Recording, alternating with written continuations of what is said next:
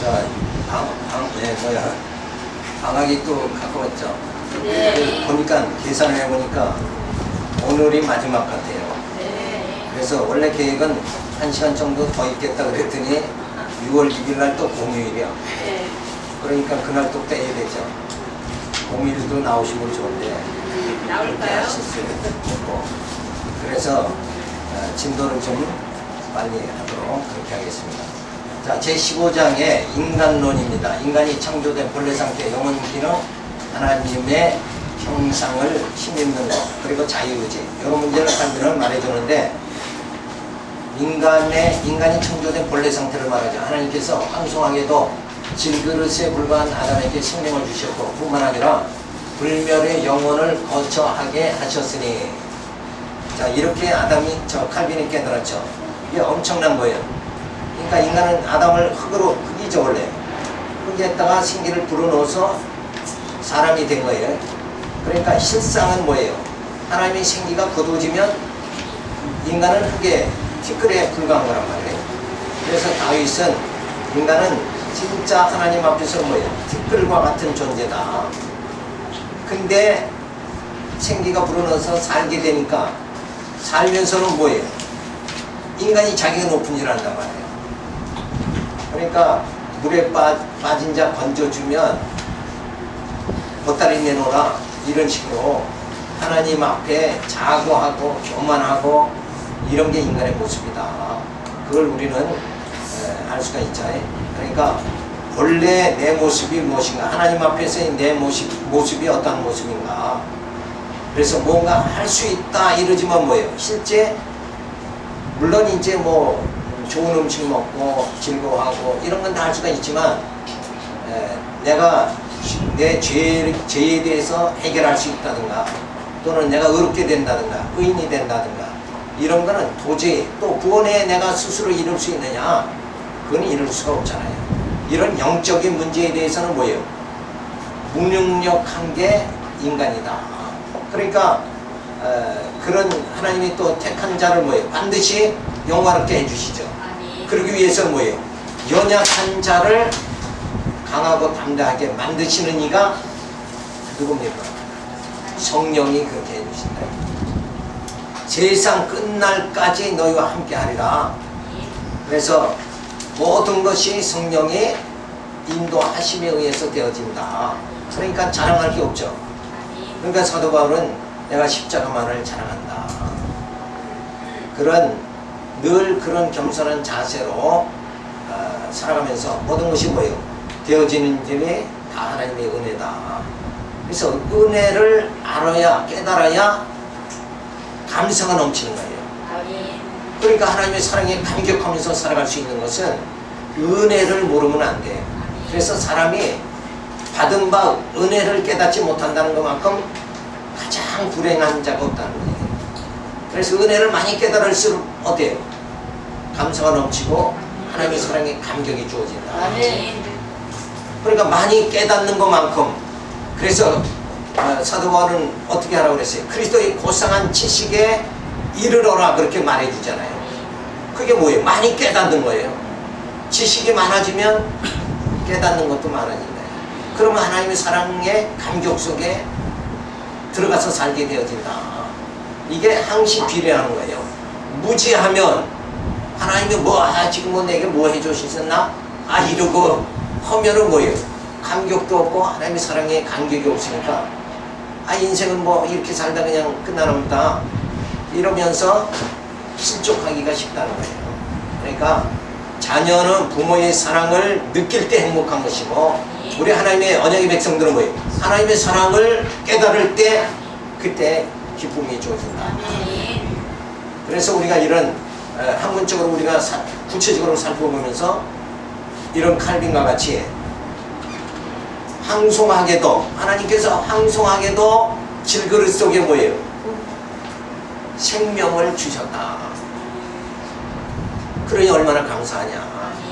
이러면서 우리가 그 그 하나님을 찬양하면서 살아가야 되죠. 그래서 아담으로서는 그의 창조주의 크나큰 자비하심의 영광을 돌려야 마땅할 것이다. 칼빈은 인간의 영혼이 실체적으로 존재한다는 사실을 인간의 양심과 정신을 통해서 증명한다. 그러나 더 정확한 것은 인간에게는 종교성이 있다는 것이 동물과 다른 것이다. 그 다음에 영혼의 기능을 보면 하나님은 사람이 영혼의 지성을 주셔서 그것으로 선과 악을 옳고 그름을 분별하게 하시고 또한 이성의 빛을 안내자로 주셔서 우리가 피해야 할 것과 쫓아야 할 것을 구별하게 하셨다. 그래서 영적으로는 피조물 중에서 인간에게만 존재하며 하나님의 생기에 의해서 생존한다. 영은 아담이 타락으로 인해서 죽은 상태로 존재하는 것과 그리스도를 믿음으로 중생하는 것으로 구분된다. 그러니까 영이 죄로 인해서 죽은 사형체와 중생, 예수님이 오셔서 우리를 하여금 거듭나게 해주시죠. 그래서 중생한 영혼, 중생체로 우리가 구분을 할 수 있다 하는 말을 지금 많이 해주고 있는 거예요. 자, 그러면서 혼은 영과 마음이 일치된 작용이 근거로서 정신과 이성 그리고 사고의 기능이 있다. 정신은 물질적인 것을 초월한 영적인 기능으로 사물을 깨닫는 일체의 작용을 담당하며 이념을 구성한다. 이성은 노골적이며 원리적인 사유 능력을 의미하며 선과 진리와 거짓을 분별하고 판단하는 기능을 갖고 있다. 그래서 우리의 혼이 그 모든 것을 영적인 모든 것을 이제 분별할 수 있는 그 지각 능력 이런 게 주어진다는 거죠. 그 다음에 이 마음은 영과 육을 잇는 연결 기능을 한다. 마음이 영에 속하면 정신, 이성, 사고의 작용을 발휘하고 마음이 육에 속하면 감각작용을 일으킨다. 두 마음이란 마음이 육, 영 어느 쪽으로 향하는가에 있다. 육은 근육, 뼈, 내장, 신경, 두뇌 등의 물질로서 영혼을 둘러싸고 있는 몸이며 행동의 기능작용을 수행한다. 그래서 하나님의 형상은 인간은 하나님의 형상으로 진화되었다. 그러나 아담이 타락하여 죽은 영이 되었다. 그런데 잃어버렸던 하나님의 형상 그리스도로 인하여 회복되었다. 영혼은 하나님의 본질로부터 나온 것이 아니고 무로부터 창조되었다 하면서 만유교의 오리를 반박하고 있습니다. 그러니까 만유교에서 말하는 것은 선한 것은 하나님으로부터 다 주어진 거고 악한 거, 모든 물질 이런 거는 다 육체 이런 거는 자꾸 영보다는 육체 그러면 어느 게 더 불결해요? 거룩한 게 영이다 생각하고 육체는 불결하다 이렇게 생각하잖아요 우리가 일반적 개념으로. 근데 만유교에서는 그런 육체 이런 거는 악한 신으로부터 다 온 것이다 이렇게 생각한단 말이에요. 근데 우리가 믿는 건 뭐예요? 하나님은 빛과 어둠을 다 창조하셨죠. 네. 그러니까 그 어둠을 통해서도 하나님은 뭐예요? 우리를 하나님 자녀 만들어 가시는 거예요. 훈련을 시키고. 그러니까 악한 사람을 통해서 언약의 백성을 뭐예요? 훈련시키는 거예요. 그러니까 우리가 역사에 보면은 애굽에서 바로왕 강팍하죠. 그러니까 바로왕은 자꾸 강팍하게 해가지고 모세가 10가지 재앙을 다 쏟게 그렇게 만들잖아요. 그렇게 함으로 인해서 하나님의 섭리는 뭐예요? 바로를 강팍하게 해서 그리고 재앙을 계속 주잖아요. 그걸 왜 그렇게 하시는가? 그리고 하나님의 능력을 더 확인시켜주는 거란 말이에요. 첫 번째 재앙 가지고 안 되니까 두 번째. 그래도 하나님을 못 믿으니까 세 번째. 그래서 장자까지 막 죽는 사건이 주어지니까 그때서야 뭐예요? 바로도 손을 들고 이스라엘 백성도 정말 하나님의 전능하심을 믿게 되어진다. 그래서 출애굽하는 게 누구의 능력으로 되어진다? 하나님의 능력으로 되어진다는 걸 증명해 주기 위해서 한 가지 재앙 하나 주어버리고 그냥 하나님의 그냥 끌고 나가버리면 되는데 거기서 10가지 재앙을 다 주는 건 뭐예요? 그런 경험을 통해서 하나님을 의지하고 하나님의 전능성을 깨닫게 그렇게 만드는 거예요. 그래서 이런 만유교의 사상에서 우리가 벗어나야 되죠. 네 번째 자유의지에 대해서 말하는데 하나님은 절대 의지이고 인간은 종속된 상대 의지를 가지고 있습니다.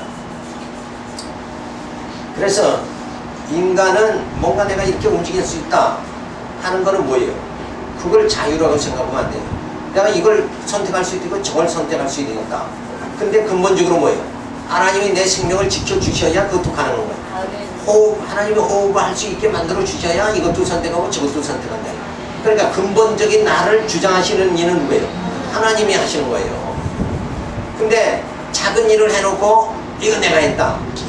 그리고 좀 큰 일을 하면은 그 하나님의 은혜로 됐다. 이렇게 한단 말이에요. 근데 큰 일이나 작은 일이나 결국 하나님의 영광을 드러내도록 하기 위해서 나를 하나님이 붙잡아 주신 거다. 이렇게 해석을 해야 된단 말이에요. 그래야 늘 하나님을 찬양하고 경외하잖아요. 그런 우리의 사고 능력, 지적 능력을 하나님은 자꾸 바꿔가시는 거예요. 아담은 영이 죽은 죄로 인해서 영이 죽은 사형체. 그래서 아담, 노아, 셈, 함, 야벳을 통해서 쭉 이어지죠. 그래서 온 땅이 다 폐괴하게 됩니다. 그래서 물심판으로 전부 악을 제거해버리죠. 그래서 욕심이 잉태한 즉 죄를 낳고 죄가 장성한 즉 사망을 낳느니라. 인과 응보의 법칙에서 누구도 이 땅에 있는 사람을 벗어날 수가 없는 거죠. 그래서 이 물심판을 다 당하게 되는데 예수님이 오셔서 죄에서 우리를 해방시켜 주시죠. 자, 그래서 예수님을 통해 우리가 죄에서 해방됐다는 건 뭐예요? 요 인과응보의 법칙에서 우리를 어떻게 한다는 거예요? 벗어나게 해주신다. 그죠? 이런 엄청난 인과응보의 법칙에서 우리가 해방되게 된 거예요. 그래서 그것이 뭐냐면 아브라함이 있죠. 아브라함이 기근을 통해서 애굽에 내려가는데 애굽의 그 권세가 두려우니까 어때요? 아내를 누이라고 속이죠. 그래도 축복은 누구에게 줍니까? 아브라함에게 주죠. 그 왜 주는가? 전에 말씀드렸죠. 왜 줘요? 속인 건 누가 속인 거예요? 죄를 진 건 아브라함이 졌는데 바로 왕을 징칭하죠. 하나님이 사자를 보내서. 근본 이유는 뭐라고요? 언약의 백성이기 때문에 그렇다. 네. 그래도 기억이 나시네요. 그게 감사한 거예요.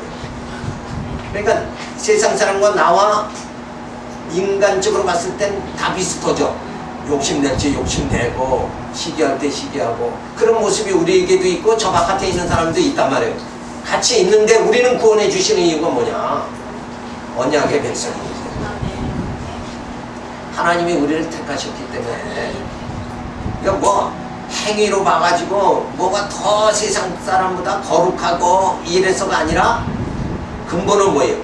아브라함이 거짓말해도 야곱이 형을 속이는 그런 짓을 해도 하나님은 뭐예요? 언약대로 이루신다. 그러니까 야곱 못해 있을지 야곱과 에서가 있을지 하나님은 누구를 더 사랑한다고 그랬어요?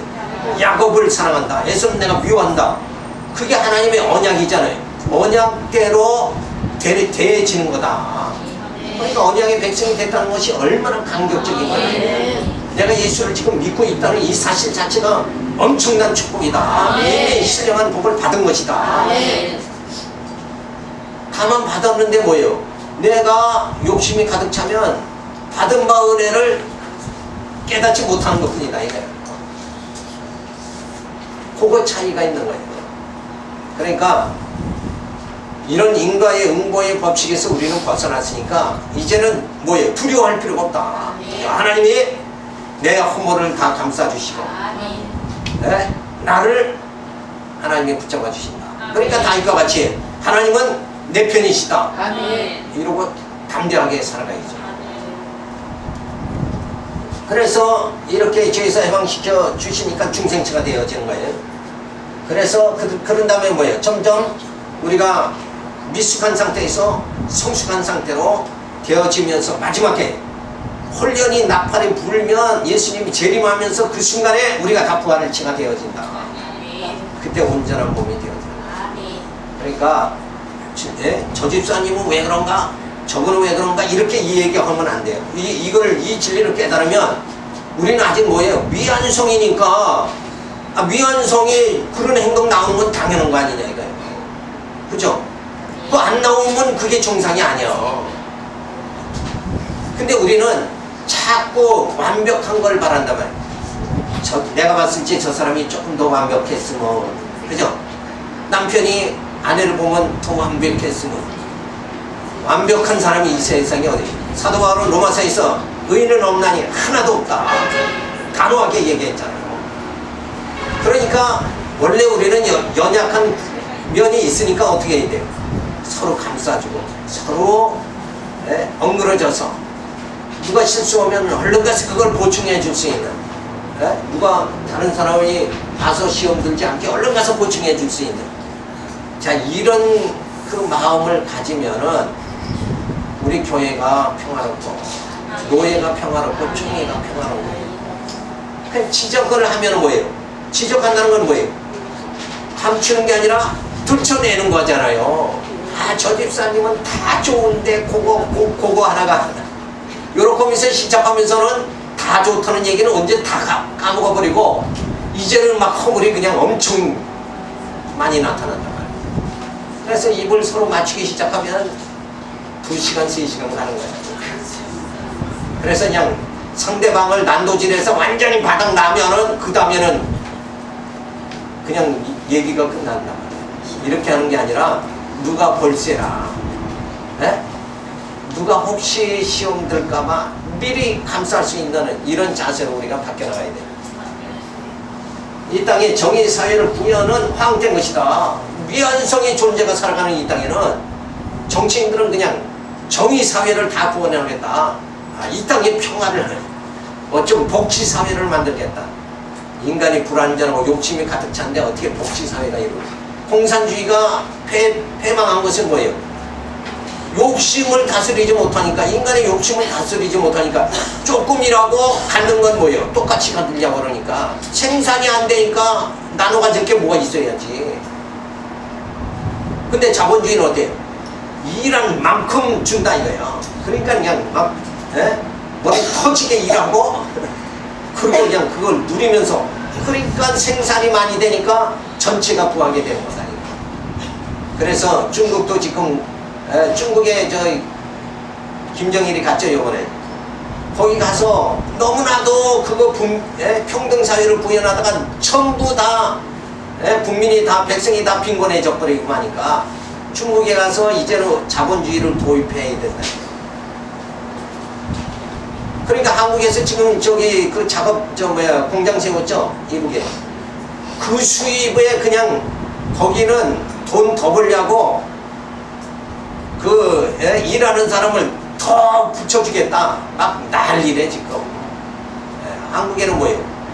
3D 현상이라 힘든 일은 안 하려고 그냥 다 도망가 버리는데 거기는 돈을 벌어야 되니까 그냥 막.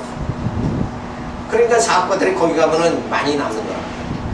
자, 이런 현상들이 주어지는데 어쨌든 이런 정의상에는 이루어질 수가 없다 하는 것을 우리가 살펴볼 수 있죠. 자, 그래서 영이라는 것은 생명의 본질이죠. 생기를 불어넣어 주시며 생명이 영이 산 상태가 되어진다. 그런데 혼은 뭐예요? 영과 마음에 나타나는 기능이죠. 이 기능은 바로 정신과, 정신은 사상, 결단, 기능, 혼의 기능, 기본 기능이고, 이성은 뭐예요? 선악의 가치 판단, 혼의 1차 기능입니다. 그 다음에 사고의 기능을 하는 것이 혼이다. 그래서 이 사고의 기능, 생각의 기능, 이게 혼의 2차 기능이다. 그러니까 이성이 판단하는 거, 요런 기능이 바로 혼의 기능이다. 그러니까 이런 혼이 정상적인 정신이나 이성이나 사고가 정상적으로 되려면 뭐예요? 영적이 온전히 바른 상태가 되어야 된다. 그죠? 그러니까 부패한 이성과 영 가지고는 부패한 거밖에는 부패한 정신, 사고력밖에 주어지지 않는다. 그러니까 세상 사람들은 모였다 하면 뭔 얘기예요? 음담패설로 그냥 끝이 난다는 거예요. 그러니까 우리는 근데 뭐예요? 우리 영은 뭐예요?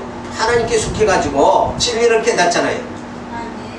그러니까 우리는 정말 이렇게 된 게 주님의 은혜입니다.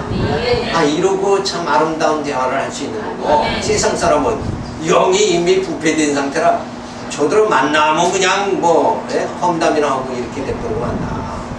그래서 이 혼의 기능을 우리가 살펴보니까 마음은 뭔가 육과 영의 연결 기능이죠.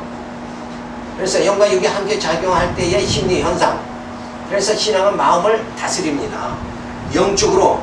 그리고 혼이 제 기능을 발휘하면 이 마음이 바른 편안하게 되어지고 또 신앙하는 그런 자세가 우리 마음속에 주어진다 이거예요. 그래서 그 허리띠를 동이라고 그랬잖아요. 마음을 잘 동이는 진리로 허리띠를 띠고 이렇게 해야 바른 이게 마음 상태가 주어진다. 자, 그러면서 감각은 뭐냐? 육신과 마음이 하나 되는 작용 말하죠. 시, 청, 미, 후, 체감의 본능 작용. 이건 바로 정보 수집 기관이에요. 그러니까 무엇을 봤다 이거예요. 그러면 그것이 뇌로 전달돼 가지고 그 다음에 판단이 주어지죠. 좋다 나쁘다. 그러니까 이 정보 기능이란 말이에요. 이 감각이 사람이 저급한 사람은 감각 기능만 가지고 정보 수집해서 살고, 고도한 지식을 가진 사람은 진리를 깨달으면서 요 촉각에 의해서 깨닫고 살아가는 것이 아니라, 고도한 지식을 가진, 그리스도의 고상한 지식을 가진 사람은 어때요? 진리를 깨달으면서 판단과 이런 기능 작용을 하게 만든다 이거예요. 그러니까 성경은 보이는 것이 그것은 잠깐이고 보이지 않는 것은 영원한 것이다. 요 촉각으로 느끼는 거, 미각으로 느끼고 체감으로 느끼는 거, 요거는 단순한 거란 말이에요. 그러나 진리를 깨달으면 영혼의 기쁨이 쫙 들어오는 거예요. 심장이 정말 뜨겁게 되어지는 것이 주어진다. 그러니까 요런 촉각에 의해서 살아가는 사람은, 이 불신자들은 딱, 그러니까 늘 조금 스트레스 어려운 일이 있으면 어떻게 해야 돼요? 카바레 가서 몸을 흔들어야지. 그래야 스트레스가 해결되죠. 근데 우리는 어떻게 해결해요? 말씀을 보면 성령이 역사하면서 내 영혼에 만족함이 주어진다. 하나님이 나를 이렇게 사랑하시는구나. 이걸 말씀으로 깨달으면 카바레 가서 몸 안 흔들어도 그냥 다 소화가 돼버린다. 고난도 소화가 되고. 그러니까 사도 바울은 그 고난을 어떻게 해석을 잘했어요? 내 몸에 예수 그리스도의 흔적을 남겨놓으라. 남은 나를 어떻게 즐겁게 할까? 세상 사람은 어떻게든지 가서 막 흔들고 뭔가 이렇게 해야 되는데, 사도 바울은 내 몸에 예수 그리스도의 흔적을 남겨놓으라. 그러니까 주님을 위해서는 내가 고난받는 거, 그것이 뭐예요? 영광스러운 것이다. 그게 너무나도 영광스러우니까 내 아픔이라든지 내 육체의 피곤함이라든지 이런 걸 뭐예요? 깔끔하게 그냥 다 소화돼 버리고 만다. 그런 멋있는 생활을 해 나가는 것이 바로 진리를 깨달은 자의 모습이다. 누구 만나서 막 뭐 지금 몇 시간 얘기를 해야 속이 좀 뭐 이게 트인다 이렇게 하지 말고, 말씀을 보면서 모든 것을, 인생사를 해결할 수 있는 그런 단계로 우리가 들어가는 게 바로 그리스도를 아는 고상한 지식에 이르는 거다. 그리고 육은 뭐예요? 영혼을 싸고 있는 몸이죠. 흙으로 지음받고 근육뼈, 내장, 신경, 두뇌 등의 물질로 구성되어 있습니다. 그러니까 이거를 영지주의자들은 육체는 뭐 이거 별볼 일 없다, 그러니까 영적만 고상하게 되면 된다 그러고 육체를 아무것도 아니다 이렇게 생각하니까 그 다음에 어떻게 빠져요? 음란으로 빠지고 그냥 이단들은 다 그쪽으로 빠진다. 그게 이런 잘못된 사상이라는 거예요. 그러니까 육체도 거룩해야 그 안에 있는 영도 거룩한 모습으로 이게 다 보호가 된다 이거예요. 그러니까 영육간에 뭐예요? 우리가 강건해야 된다. 영육간에 거룩함을 받아야 된다. 그렇게 생각을 해야지 그냥 영적 생활만 잘하면 된다고 그러고 그냥 막 그냥 어떤 사람은 그랬죠. 막 욕을 그냥 엄청 잘하는 목사님이 있었죠. 다 돌아가셨지만 그렇게 하면 안 돼요. 그 말 자체가 인격의 표현이란 말이에요. 또 말의 아름다움이라는 게 이게 말로 천냥빛을 갚는다고 그러잖아요. 얼마나 은혜스럽게 할 수 있는 걸 갖다가 거칠게 이렇게 하면 안 되는 거예요. 그래서 이 혀가 가장 길들이기가 힘들다고 그러죠. 그러니까 우리가 이 영이 바로 진리 안에서 충만하면 혀도 그냥 길들여지는 거예요. 그래서 선택은 자유의지가 있는데 선택의 자유는 양심의 자유, 거절하는 자유까지 인간에게 다 주셨다. 왜 그런가 하면 이렇게 할 수도 있고 이것도 나를 즐겁게 하기 위해서 살 수도 있고 하나님 기쁘신 뜻대로 하나님 어떻게 기쁘시게 해드릴까 하면서 살 수 있는 이런 선택이 있어야 그때 받으시는 영광이 그게 제대로 된 영광이다. 만약에 로봇같이 짝짝짝 박수치게 만들면 그 박수가 무슨 뭐 아무것도 아니지. 그죠?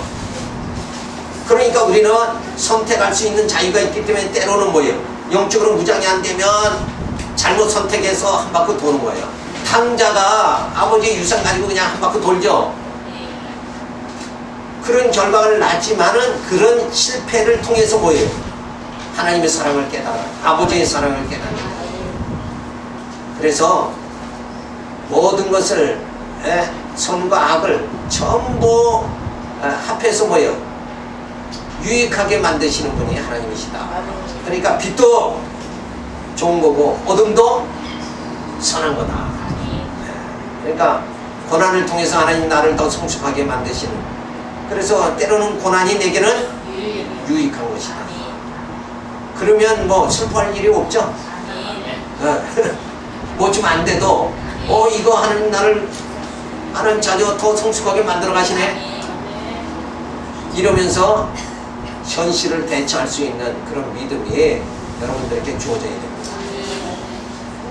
그래서 이 자유라는 것은 어디까지는 뭐예요? 이거는 상대적 자유의지다. 이거 절대적 자유의지가 아니에요. 선택이라는 것이 절대적인 것이 아니에요. 인간의 선택이라는 것은 하나님 안에서의 선택, 결국은 피조물에 불과한 것이다. 그래서 선과 악을 선악과가 주어지죠. 그러니까 절대 자유의지는 하나님의 의지고 인간은 뭐예요? 상대적 자유의지다.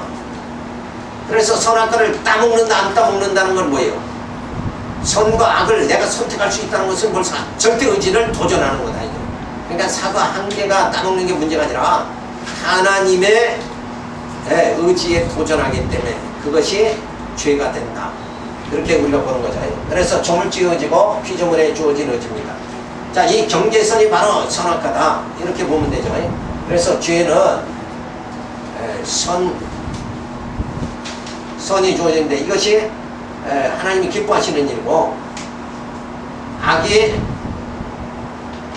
하나님이 싫어하는 일이죠. 이 경계선이 뭐냐? 죄라는 거예요. 그래서 하나님 앞에서 악하게 행하는 것이 바로 죄다 라는 것을 우리가 알 수 있죠. 그래서 이것은 뭐예요? 선택이다. 그래서 순종, 하나님이 기뻐하시는 일을 하는 그 순종을 선택할 것이냐, 하나님이 싫어하는 불순종을 선택하느냐. 이것은 바로 뭐예요? 불순종은 자기를 기뻐하는 것, 이건 세속적 가치관이다. 그리고 하나님을 기쁘시게 해드린 건 영적 가치관이다. 그러니까 우리가 세속적 가치관으로 살아가느냐 아니면 영적 가치관으로 살아가느냐, 이게 선택의 자유가 있는 것이다. 그런데 이쪽으로 살아갈 수 있지만 나를 죽이고 내 욕심을 버리고 하나님 기쁘신 뜻대로 살아갈 때 하나님은 뭐예요? 가장 기뻐하신다. 그때의 가치가 있는 거예요. 그래서 바로 이러한 것이 뭐예요? 인격으로 나타난다. 이게 세속적 가치관을 가진 인격이냐? 그렇지 않아 하나님 기쁘신 뜻대로 살아가는 영적 가치관을 소유한 인격이냐? 이 인격의 모습이 우리는 뭐예요?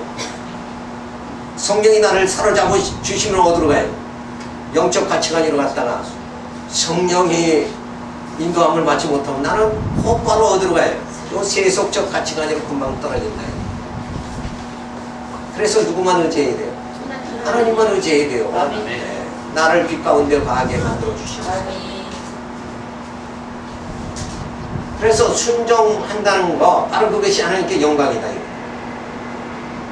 그래서 우리는 그리스도의 고상한 지식에 점점 우리의 인격이 성숙되게 되어져야 된다. 그러기 위해서는 뭐예요? 연단을 주시는 거예요. 그래서 이 연단을 통해서 그리스도의 고상한 지식에 이를 수 있도록 연단의 과정을 통해서 점점 나의 못한 것을 깎아버리고 내 속에 있는 욕심과 시기와 질투 이걸 성령께서 소멸시켜 나가시면서 나를 하나님의 형상을 닮아가게 만들어 주신다. 이런 과정을 겪게 만드는 것이 뭐예요? 하나님의 섭리의 역사다. 나를 향한 하나님의 섭리 역사는 나를 미숙한 단계에서 성숙한 단계로 이끌어 주시는 그 섭리가, 그래서 나를 뭐예요? 어떻게 하시는 거예요? 마지막에 주님 앞, 재림의 주님 앞에 설 때는 어떻게 하신다고 그랬어요? 네? 흠과 티가 없게 만들어주신다. 그렇죠? 그러냐고 진리를 깨닫게 하고 연단을 통해서 확인하고 그러면서 버릴 것 버리고 취할 것 취하면서 뭐예요? 이제 하나님의 형상을 이루어가게 그렇게 만들어주신다. 그러니까 베드로전서의 성도의 목표가 뭐냐? 성도의 목표가 뭐예요? 하나님의 형상을 이루는 거다. 하나님을 닮아가는 거예요. 그래야 어디를 갈 수 있어요? 그래야 천국에 가잖아요. 네. 항시 죄의 잔재가 죄의 근성이 남아있는 육체의 미숙한 상태로 머물러 있으면 어떻게 거룩한 곳에 가느냐 이거예요. 그러니까 내가 어리석고 미숙할수록 뭐예요? 연단은 그렇죠. 더 세고 더 길어진다. 이렇게 봐야 돼요. 근데 내가 어리석지 않으면 바로 뭐예요? 지혜로운 거죠. 지혜자가 되면 되잖아요. 그럼 연단이 준다는 거예요. 그 지혜자가 어떻게 돼야 돼요? 말씀을 신구약 성경 거기서 하나님은 이런 분이시다. 이걸 신지식이 주어지면 점점 나는 미숙한 상태에서 뭐예요? 성숙한 상태로 지혜자가 점점 된다. 이거.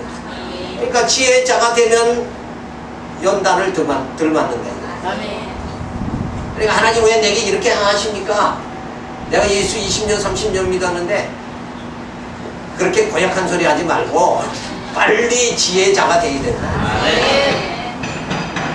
그럼 지혜롭게 행하면 자식이 지혜롭게 행하면 부모가 뭐예요? 매질 할 필요가 없지. 저 알아서 다 하는데. 그러니까 하나님 앞에서도 말씀 깨닫고 지혜롭게 그죠? 지혜자 되시기 바랍니다. 자, 16장 일어나 창조와 섭리의 불가분의 관계를 말씀해 줍니다. 그래서 이신론은 뭐냐면 하나님은 초월신 저우주 바깥에 계셔가지고 이 땅에 있는 우리를 간섭 안 하신다. 이게 초월신 사상이에요. 그리고 내재신은 뭐냐면 하나님은 우리와 함께 해주신다. 우리의 모든 행동을 지배해 주시고 우리를 인도해 주신다. 자, 이런 게 두 가지가 따로따로다 이렇게 생각하는 게 이신론이에요. 근데 실제로 뭐예요? 하나님은 초월하신 분이 아니라 하나님은 우리와 함께 동행해 주시는 분이다. 이 역사를 주관하시고 이 역사를 섭리하시고 내 인생의 역사를 이끌어 주신 분이다. 그래서 하나님은 살아계신 분이다. 이신론이 아니라 뭐예요? 유일신이고 하나님은 뭐예요? 여호와시다. 약속대로 우리를 인도하시는 겁니다. 자, 그런데 섭리론은 뭐예요? 여기는 이실론, 초월신과 내재신을 구분해서 말한다 그러면 섭리론은 하나님께서 모든 것을 뭐예요? 하나님께서 천지 만물을 창조하시고 초월에 계신 뿐 아니라 휘조세계를 직접 통치하시고 있음을 강력하게 피력한다. 심지어 참새 한 마리까지도 하나님께서는 떨어지는 것까지 하나님이 다 주관하신다. 이렇게 하나님 섭리는 모든 이 우주 통치 영역 전 영역을 다 포함한다 하는 것이 이제 섭리론이죠. 그래서 그 다음에 운명론은 뭐예요? 운명론은 뭐 그냥 되는 대로 된다. 더 설명할 필요가 없죠. 오늘따라 왜 자동내가 저렇게 시끄러워? 목소리를 더 높여야 되잖아. 귀를 그냥 이쪽으로 잘 방향을 잡으세요. 저 소리하고 제가 말하는 소리하고 구분이 되죠? 네. 그게 지혜로운 거예요. 그게 구분할 줄 알아야. 그냥 엄하게 또 저 소리만 이러면 안 가요. 자, 그런데 예정론은 뭐예요? 하나님이 모든 역사를 뭐예요? 정하셨단 말이에요. 정하신 대로 다 이끌어 나가신다. 아담을 타락하기도 하시고 예수 그리스도를 통해서 뭐예요? 구속도 하시고 그리고 교회 세워가지고 우리를 하나님의 언약의 백성들을 말씀으로 양육하고 무장하고 투쟁하고 승리하게 그렇게 만들어주신다. 4일까지 보냈고 지나다 오늘 이게 갈 길이 바쁜데 왜 이렇게 대박 먹어? 자, 그런데 하여튼 칼빈은 그래서 성경 하나님 결정 없이는 세상에 그 어떠한 일도 일어나지 않는다. 이 장동교가 예정 사상인데 하나님 모두를 정하신 대로 한다 그러면 뭐예요? 그러면 우리가 염려할 게 없죠. 그렇다고 해서 칼빈은 말했어요. 예정을 말하면 나태와 방종이 빠진다. 하나님이 다 하시니까 뭐 나는 뭐 뒷짐지고 있어도 된다. 이렇게 하면 안 돼요. 왜 그렇게 하나님은 그게 말이 안 되는 게 성령이 나를 강권적으로 붙잡아 이끌어 주신단 말이에요. 그러니까 진리를 깨달으면 뭐예요? 전하지 않으면 견딜 수 없는 마음을 막 붙인단 말이에요. 그러니까 우리가 여기 온 거 아니에요? 사명감이라는 게 뭐예요? 해도 되고 안 해도 되는 건 사명감이 아니죠. 해야 일만은 내가 해야 된다. 이게 사명이란 말이에요. 그러니까 그게 사실은 뭐예요? 예정하신 것 아니에요. 그러니까 절대 낙교 방정이 빠지면 안 돼. 성령이 나를 붙잡아 주시면은 그냥 죽음도 뭐예요? 두려워하지 않고 복음을 전하게 된다. 그래서 시대적 신권의 변천을 보면 예수님 오셔서 중세에는 초월신, 교황 정치죠. 하나님은 초월해 있다. 하나님은 다 이렇게 하고 누구에게 다 맡겼다. 세상은 교황한테 다 맡겼다. 이래가지고 이 이론 가지고 그냥 교황이 그냥 한건 하죠. 그래서 종교 암흑시대가 돼버리고 그 다음에 종교 개혁이 주어지니까 이때 당시도 초월신을 믿고 내재신을 믿어요. 그래서 칼빈의 이런 사상이 초월신 내재신의 그게 이제 지금 가미가 됐다. 자, 그러면서 17, 18세기에 들어가면서 초월신과 그때 나타나는 게 이제 과학의 발전이 되어지죠. 그래서 이제는 인간의 경험, 이성 이게 이제 대두되기 시작합니다. 그래서 계몽주의 사상이 들어가죠. 19세기에 들어가면 니체가 신은 죽었다 이렇게 된다. 그래서 이성이 더 우월하다. 모든 일을 하나님이 하시는 게 아니라 인간이 이성으로 판단해서 모든 일을 해야 된다. 이렇게 이제 완전히 바뀌어버리는 거죠. 그 다음에 그런데 성경은 뭐예요? 하나님이 영원한 신, 여호와다. 하나님이 신이다. 그래서 그 하나님께서 우리를 뭐 이렇게 마음대로 살게 만들어놓은 게 아니라 우리를 뭐예요?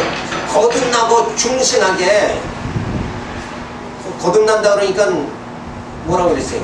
모태의 그럼 다시 들어갔다 나와야 됩니까? 이런 게 아니라 죽은 영이 산 영이 되어지는 거야. 영적 능력이 이제 새롭게 되어지는 거죠. 자, 그래서 우리를 하나님께서는 중생인이 되게 해가지고 살아가도록 언약 백성 삼아 주신다. 그러니까 우리가 이성이나 어떤 경험이나 이런 걸로 판단해서 살아가는 것이 아니라 중생한 이성은 뭐예요? 성령이 우리를 붙잡아 주심으로 인해서 이게 정말 하나님이 기쁘신 뜻이냐, 이게 나를 즐겁게 하는 거냐, 이거를 뭐예요? 세속적 가치관이냐 아니면 영적 가치관이냐, 이걸 구별하게 만들어 주신다. 그래서 우리는 누구 인도함을 받는 거예요? 성령의 인도함을 받는다. 그러니까 내 경험이나 내 생각을 앞세우지 말고 주님 뜻 따라서 주님 뜻대로 행해야 된다. 그래서 어떤 경험을 자꾸 내세우면 뭐예요? 공로주의로 빠지는 잖아요. 그래서 행위를 자꾸 대두시키다 보니까는 네가 잘했냐 내가 잘했냐, 너보다는 내가 거룩하다, 이렇게 돼가지고 서로가 정말 전쟁만 주어진다 이거예요. 근데 그게 아니라 성령께서 나를 인도해 주심에 따라서 내가 오늘 이렇게 살았다. 그러니까 영광도 누구에게 돌려야 돼?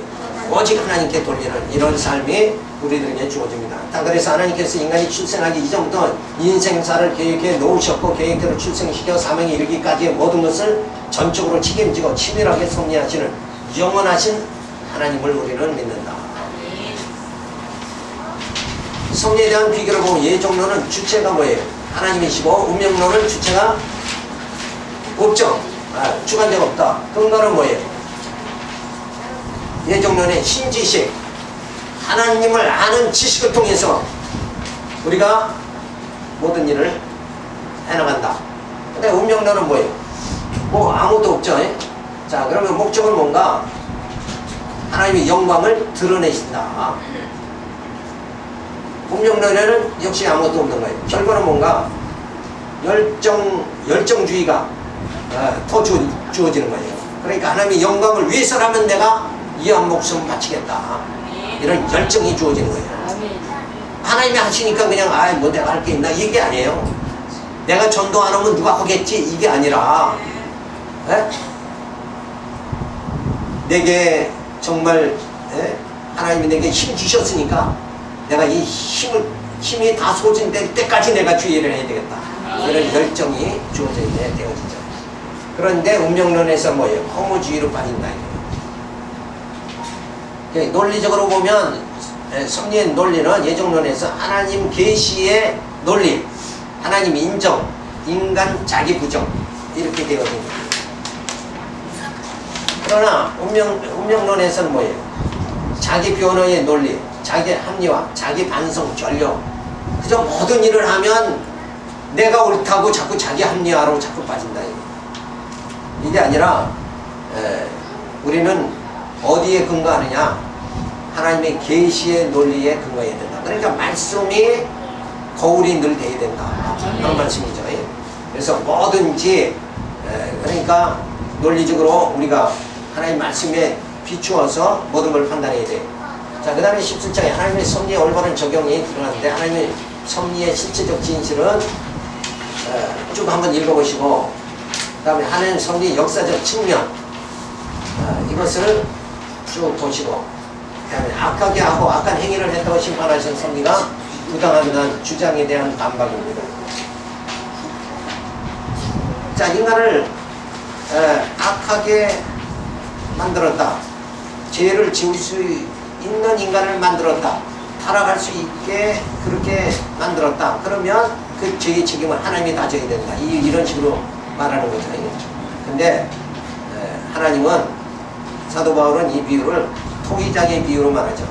하나님께서 토기장이가 귀한 그릇을 만들든 천한 그릇을 만들든 토기장에는 아무 죄가 없는 거예요. 그렇죠?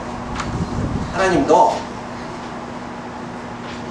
선인과 악인, 그러니까 빛과 어둠을 이 땅에 주어지게 한다고 해도 하나님은 아무런 죄책이 없다.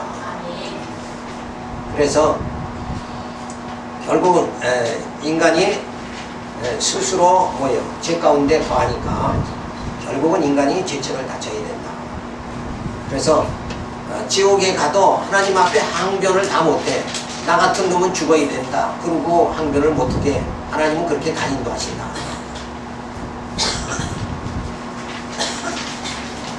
자, 죄의 책임 문제에 대한 변론이 주어지죠. 자, 요런 죄의 책임 문제, 이거는 조금 까다로우니까 잘 이렇게 읽어보시고. 그리고 형통과 본을 통한 하나님의 섭리입니다. 그래서 6번째는 발견은 하나님의 섭리의 일관성이 없다는 반론에 대해 증거합니다. 이걸 그대로 읽어보면 이해가 돼요. 그러니까 하나님의 성경에서 내가 한탄한다 이런 말씀은 그걸 내가 잘못 계획을 잡았다 이런 뜻이 아니라 안타까워하시는 거예요. 안타까워하는 하나님의 심정 이런 것을 표현하는 것이다. 근본적인 하나님의 역사 섭리는 일관성 있게 나가는 거예요. 그러니까 북쪽 이스라엘을 택해서 간 사람들하고 남쪽 유다를 그대로 거기에 머무르는 사람하고 지혜는 어디 있어요? 남쪽 유다를 선택해야 지혜란 거예요. 왜? 하나님이 유다 자손을 통해서 누가 와요? 그리스도가 오시고 그리스도를 통해서 성령이 오셔서 우리를 하나님의 자녀 만들어가지고 천국에 이르게 만든다.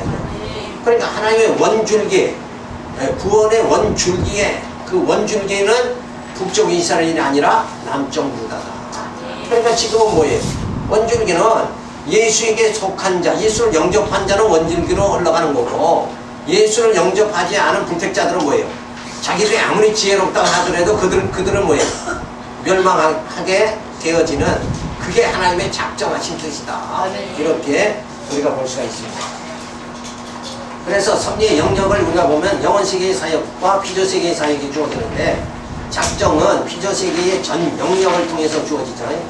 그리고 예정하심도 피조 인간에 대한 통치 영역 전 영역에 걸쳐서 다 주어진다.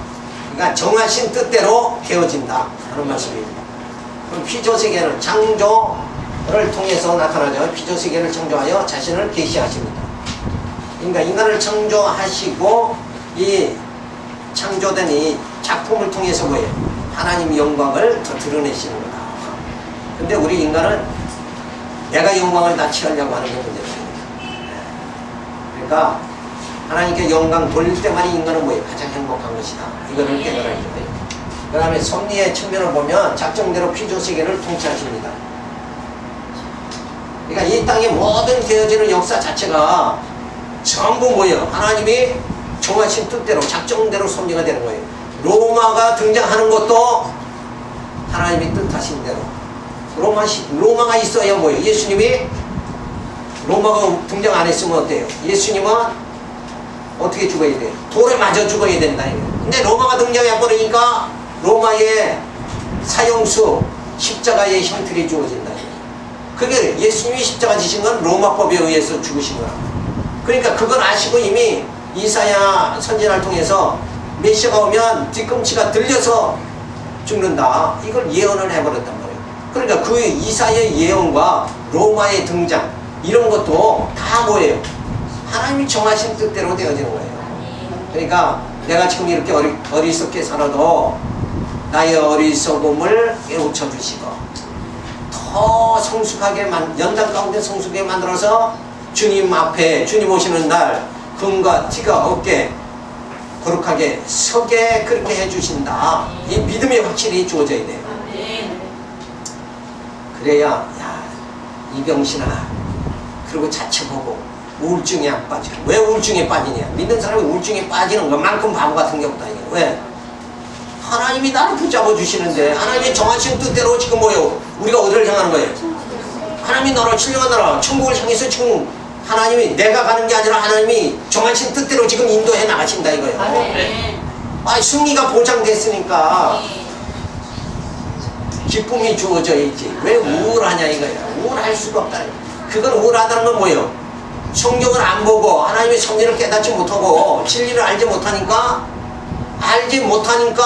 내 경험과 내 이성으로 판단할 적에는 이게 앞에 안 보이죠. 그죠? 영광이 그날이 안 보이니까 우울증에 빠질 수밖에 없어요. 요한계시록 마지막에 뭐라고 그랬어요? 주여 어서 오시옵소서. 이 심령은 뭐예요? 그 세계를 바라본 거죠. 그 세계를 바라보면 우울증에 어떻게 빠지냐 이거 깝깝한 거예요. 목사가 우울증에 빠졌다 그러는 게 내가 속으로 아야 진짜 깝깝하다. 사도벌같이 그저 내 몸에 예수의 흔적을 남기노라.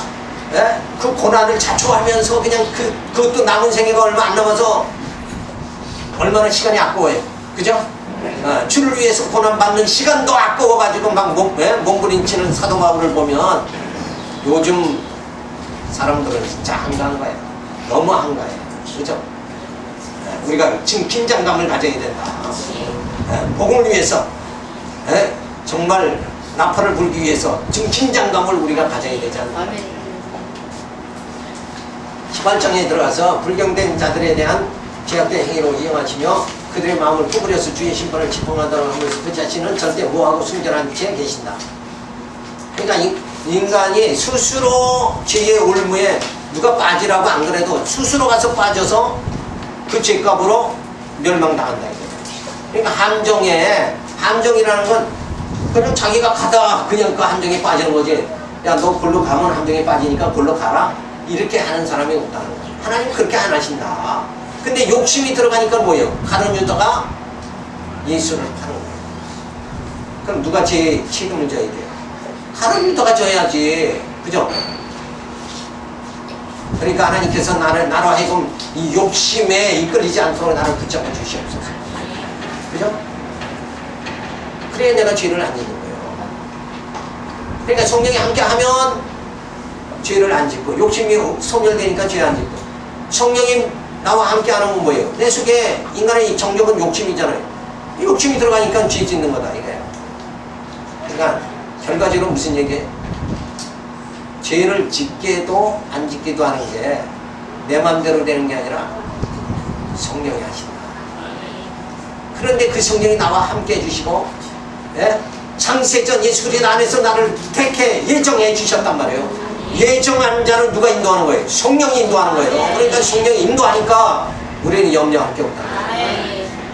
불안해할 필요도 없다는 거예요. 언제부터? 창세전 예수 그리스도 안에서부터 택함 받을 때 이미 성령이 함께 해주신다.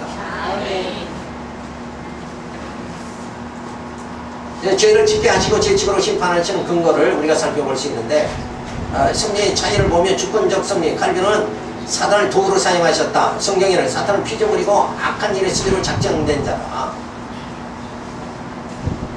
죄책론을 보면 칼빈은 죄책에 대한 논리적 모순을 인정하고 있다. 그러면서 성경은 죄의 원인자와 책임자를 분명하게 정리합니다. 자유 문제에서는 인간의 의지에 역행해서까지 악에 빠지게 하지 않으신다. 하나님께서 강권적으로 악신을 불어넣어서 역사하신다. 그러니까 모든 게 하나님의 뭐예요? 주권에 의해서 되어 있습니다.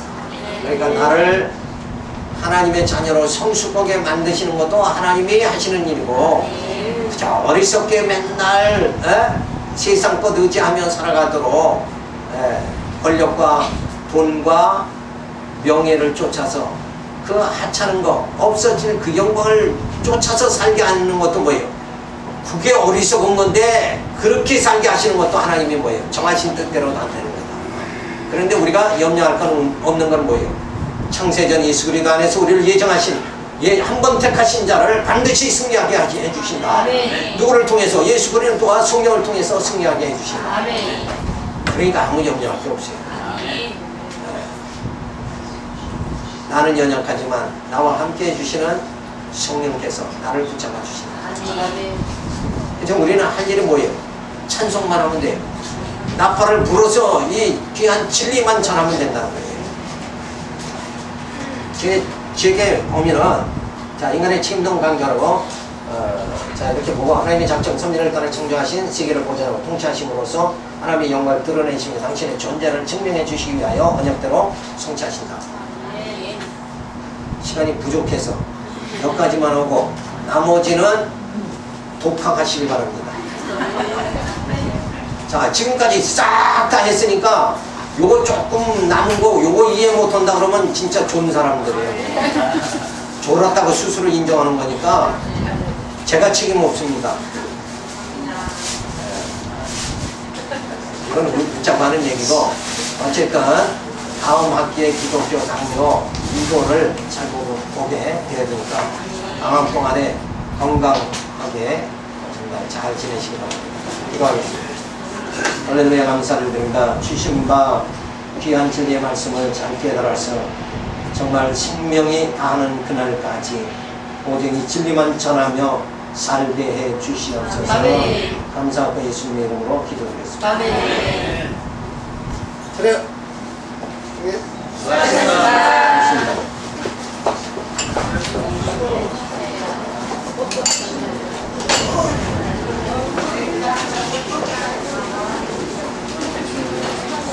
네.